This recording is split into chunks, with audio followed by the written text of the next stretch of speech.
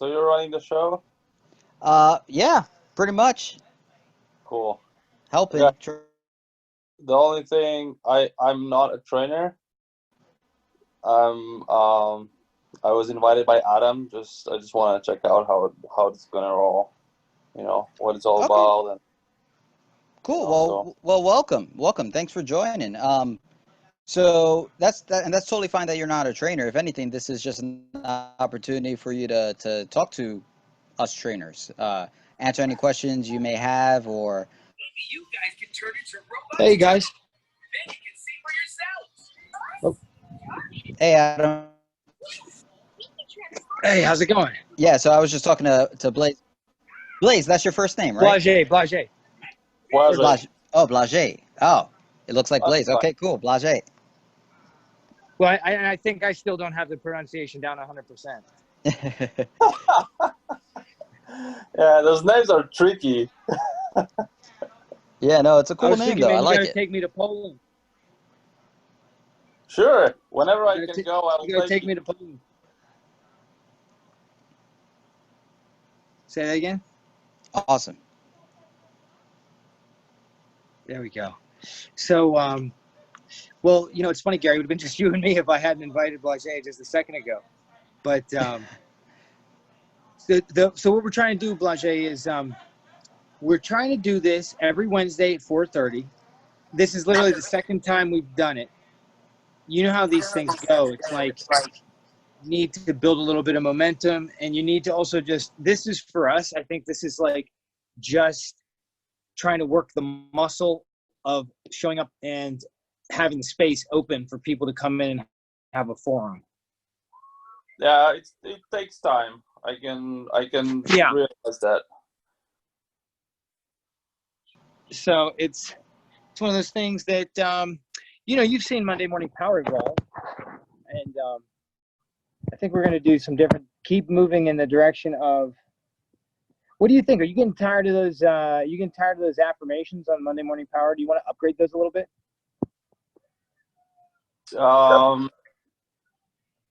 I think these are really helpful. The only thing that I might do on my side is to make them as bullet points kind of thing. Because when I read them as a story, sometimes like on very early morning when I do that, I skip the words or I don't read fast enough, so I don't get to the end of it. And on the other hand, it's not referring in general. So personally, I was raised in kind of a vibe that if someone will tell you if something's wrong instead of telling you all the time that everything is okay, or you did what you could, or stuff like that. So from my personal point of view, I'm trying also from time to time to read the stuff is on the other side, like what should I improve to get there, you know what I mean? Got it. Yeah. So, more like it's kind of like you're being analytical about it. Yeah. Well, you may or may not want to do that while you're reading it, but I get it. My sound's being weird. Hold on a second.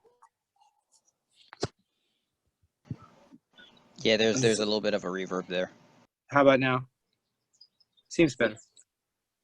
So, well, let's get into this a little bit. So see if we can help you out here, man. And look, we're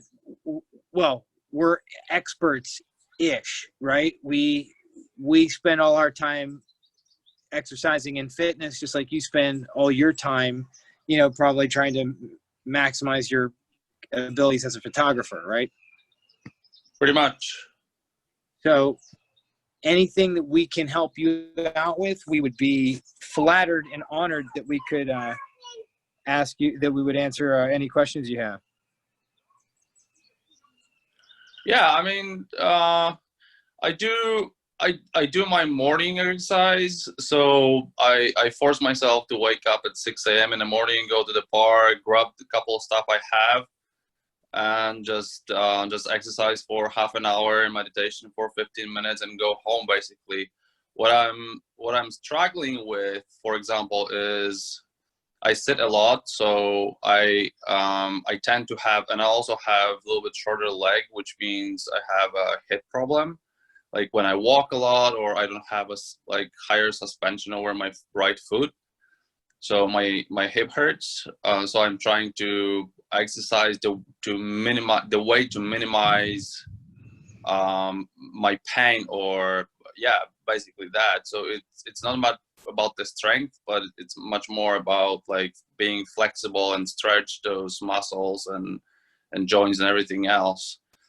The only thing that I got to is I bought those in the beginning of COVID. I bought those like long rubber bands that you exercise with different I don't know how you call this,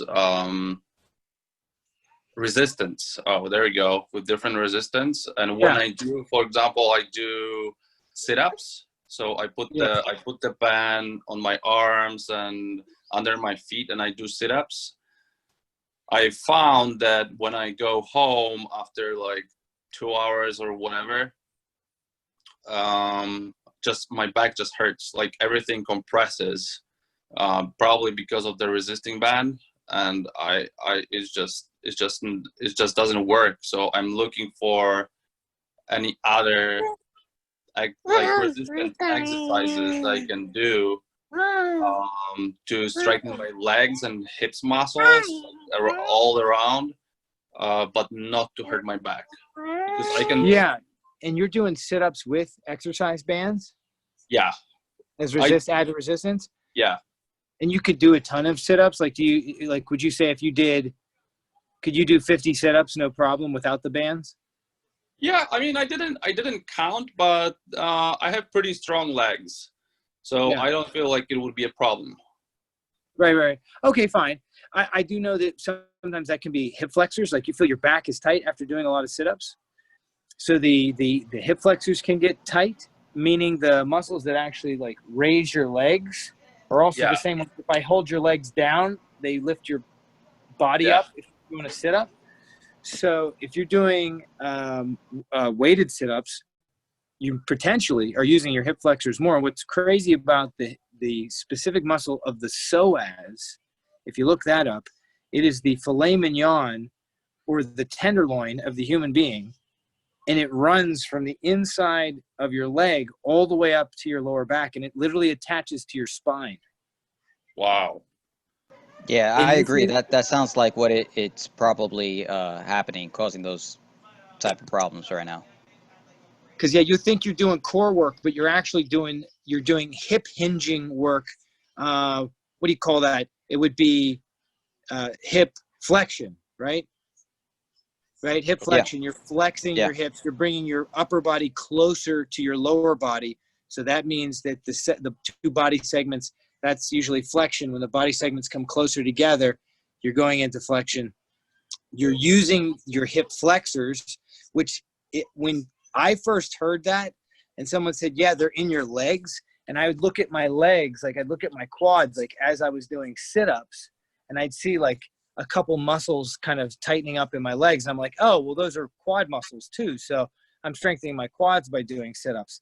That might be the case, but what the phantom pain in the back is coming from most oftentimes is from the psoas, P-S-O-A-S, psoas muscle. Let me just write this down before I forget. Yeah, dude. So does this mean that I do sit-ups in the wrong way?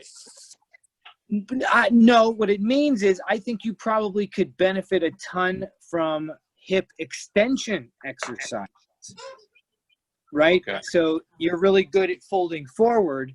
What about being really good at standing up and popping your hips forward? So check this out. Let's see if I can do this.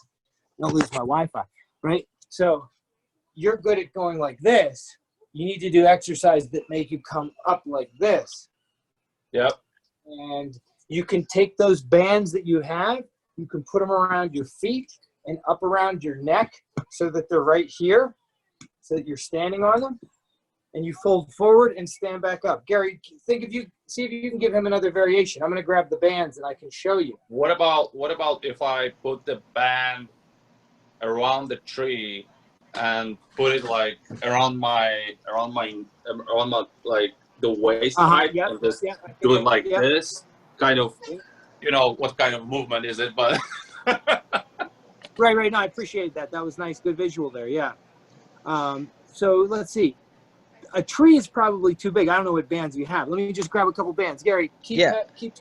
Well, I was going to say, some good hip flexor mobility stretches could really do a lot for you as well, in combination with what Adam's saying. So anything like, for example, there's this one called the couch stretch. I'll see if I can show you a good angle here, where you kind of set your knee back like this, other leg forward, boom. That is going to stretch the hip flexor right there. okay, and then I put the hip, and So then yeah, I put that the type hip of stretch forward, would be perfect. and then I was just showing an out stretch. So then I just push the hip forward. So what you do when you're in that position, you can squeeze your glutes, and that'll target more of the hip. And you want to keep your hips square. So you don't want your hips kind of tilted. You want to be nice and square and kind of letting the hip drift forward. Got it. Another thing to think about, Blage, is that thinking about your body as a series of different hinges. And obviously you're way more complex than hinges. There's ball and socket joints. There's all different types of connections in your spine. And, you know, you're just this vast kind of lattice of interconnected forces. But just to really kind of break it down into the most elemental idea, think about what happens at your elbow. You have a bicep that contracts this way. You have a tricep that extends this way. So if either of these are out of balance or overdeveloped, you have a potential for there being a continual pull. You see maybe some people that they do too many bicep curls and they can't straighten their arms because their biceps are so tight. Sorry, baby movement in the background. So if you've been doing a lot of sit-ups, then you would want to do a lot of, the logic would go that doing a lot of back extensions would then give you some relief or some benefit, because you'd be balancing out that, like, you've got the tight bicep muscle, now you need the tricep muscle, right? So you get this up over your neck here, and kind of whatever makes you most comfortable, you're going to fold, stand back up, fold, stand back up. And another thing you can do is keep your shoulders back, stomach tight, fold, stand back up. Yeah, that's key, because the last thing you want to do when you're doing this type of exercise is bend your back where it's grounded. That's not going to help you at all. Yeah. And let's see, what else can we say? So yeah, it's back exercises. It's keeping your abs balanced with the back. Okay, good. Come on. Yeah. Nice. We're mounting up on the rocket ship. Well, also, you could probably benefit from doing different type of abdominal exercises if you're just looking to get your core strong. So you can do any type of isometric holds would be really good for you. Yes, Gary, talk to me about other ways to work the core. Yeah, tell them other ways to work the core. My sister just rolled up. Let me come up. I'm going to mute myself for a second. Totally fine. Do your thing. I might have to sign out, guys. I might have to sign out. Sorry. That's okay. I'm going to mute myself, but I'll try to get back before. If you got to go, that's all right. That's all right. So yeah, going back to isometric exercises. So a lot of times when we always work the abs, we always think of like flexing, sit-ups, and sit-ups. And yes, those work very well. But again, if you start to experience back pain, then you need to reevaluate. And when you reevaluate, what you want to look at is, do you still experience back pain when doing other different types of abdominal exercises? So an isometric version would be like a plank. If you don't feel pain while doing a plank in your back, well, then that's kind of one signal that, okay, well, then it's not just working your abs, it's the type of exercise that you're doing and such. So another exercise that I can show you real quick is like a hollow hold, which is an exercise we love, right? And so I don't have the best setup right now, but here, I'll show you. I guess, Basically, you yeah. set yourself down, right? Squeeze the abs so that the shoulders are off the ground, and then your feet are elevated, and you're just holding like that. And the abs are working the whole time, right? But you don't want to be like this, because then that's extension in your back you don't want. Squeeze your abs, boom. That's the hollow position. So that could be a great way to test out your abdominal strength and build it up even. Um, it's going to take a combination of things to really start to eliminate the back pain and strengthen the abdominal muscles in different aspects so that when you do sit-ups again in the future, you won't feel that same pain. Okay, Gary, I have to roll everything back. Yeah, yeah. Because my English is as good as it is, and I of course messed up everything. No, that's fine. So those are what I was talking about. The back pain. Those are not sit-ups with the band. Those are quads when you sit down and stand up. Oh, so when you're doing squats, you feel pain in the back. Yes, with the resistant band. Perfect. So what both Adam and I said still applies, and Okay. it's funny how that works, but a lot of the times when people feel back pain, it's still the same muscles. And that's what we're addressing. Yeah. So hip flexors and the psoas, in particularly, like those groups of muscles are, I would say, like 80% or more responsible for back pain in most cases. So you want to do two things. One, you want to offset your conditioning in terms of working the opposing muscle groups, like Adam said. So doing more extensions and focusing on strengthening your back, right? As he said, putting the band around your neck and kind of doing those extensions, that will Right. strengthen your back. It'll strengthen your glutes, which are the opposing muscle groups to your hip flexors. And then by doing the mobility drill that I kind of showed you earlier on the Right. on the wall, Yeah. will help to loosen up your hips even further. So that way, when you go into any type of either squat movement or abdominal movement, you won't feel that back pain. So an example of this is like when I used to go running back in the day. Well, I still run, but earlier in my career when I was starting to run, I always loved going fast, and that was what I was best at and still love to do. The problem, though, is that my hip flexors were too tight. So guess what? When I was running, I was feeling back pain. Now, why would you feel back pain running? And that's the reason why. The reason why is because my hip flexors were too tight. I need to loosen them up before I can like really start to open up and utilize all my muscles in my body.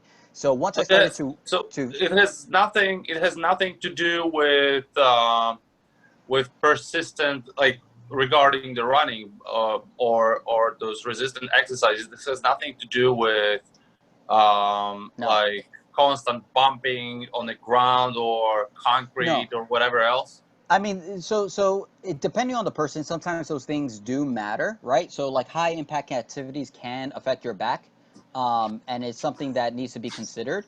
But in particular, it sounds like what you're experiencing, especially when it comes to squats and feeling it in your back, the first thing I would address and pay attention to is the hip flexors.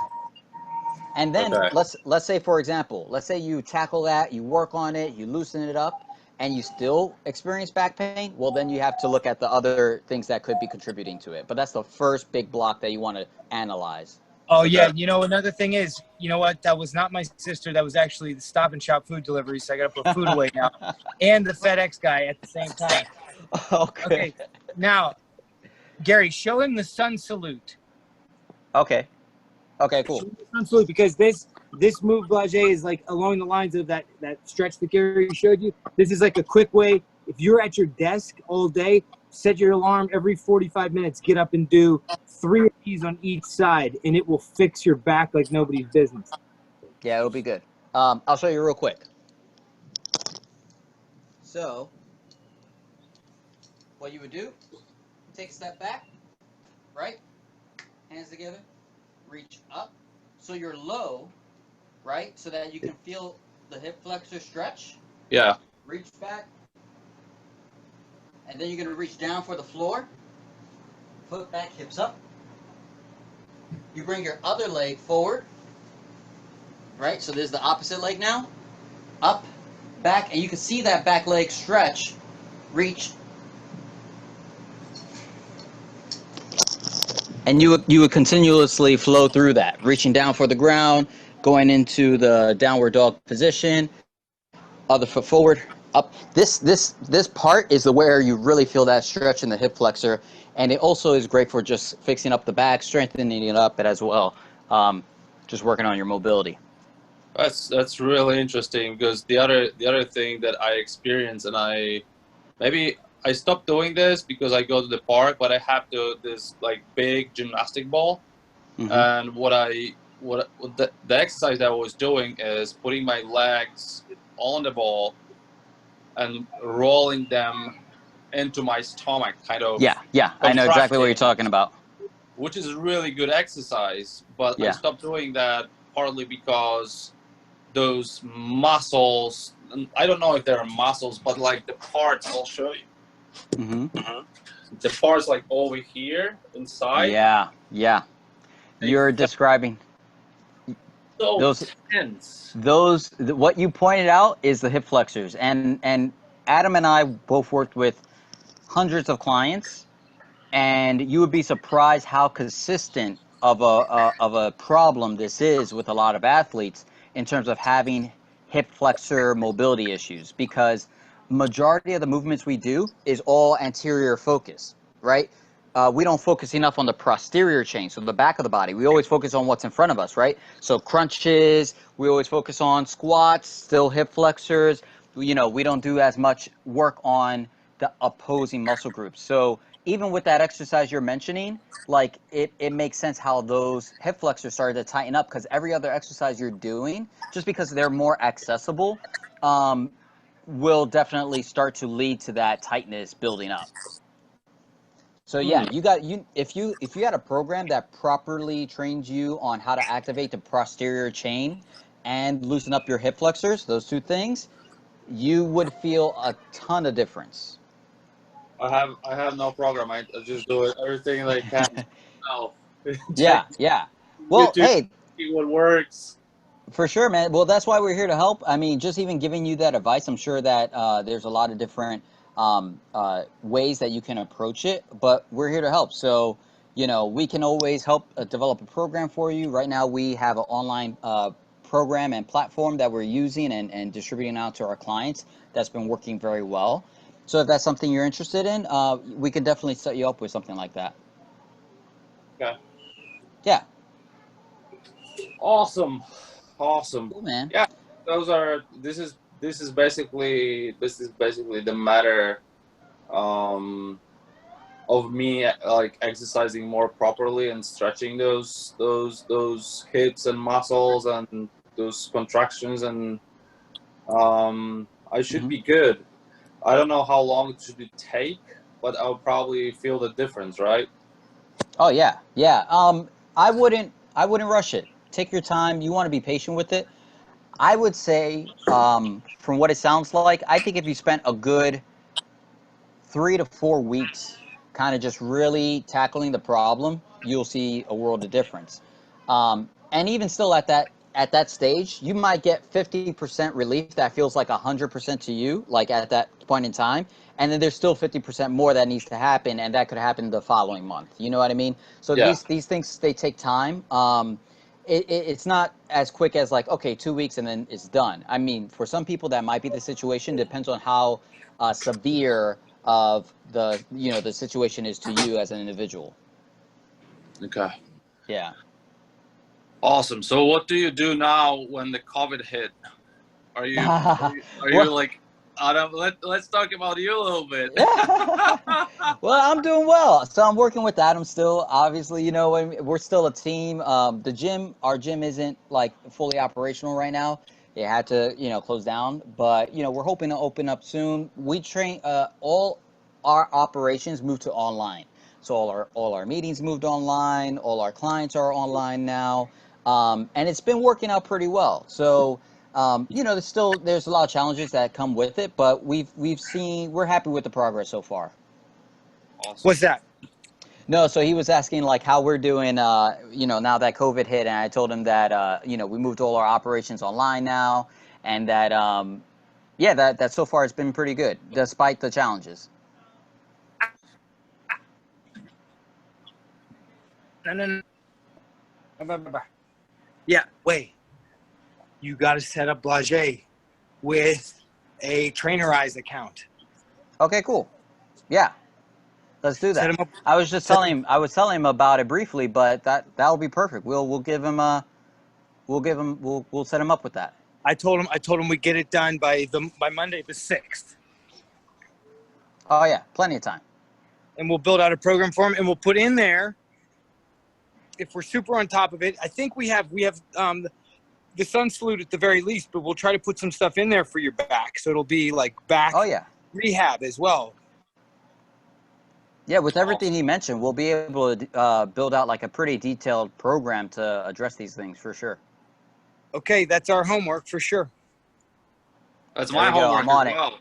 That's my homework as well, because that's right. Right now, I feel like I don't push myself to extreme, but I feel very happy that I can like wake up and go to the park and exercise for 30 minutes or so. It's just that I need to see the effect, like. Well, you probably got to go a little harder, and you probably got to stop doing the things that are hurting you. Probably you were not here, but I told Gary that I messed up the terminology. Those are not like the core exercises. The exercises that hurt my back are actually quads. Yeah, so squats. Yeah. And such. So it's still hip flexors, which I was explaining to him how there's a lot of crossovers still when it comes to back pain and the muscles we were mentioning.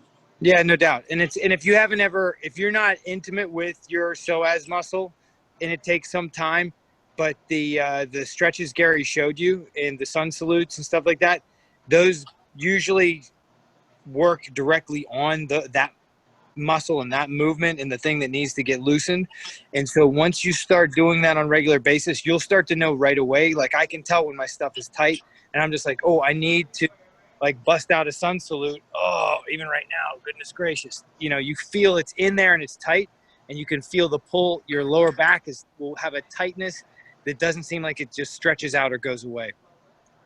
Yep. One more question for you guys.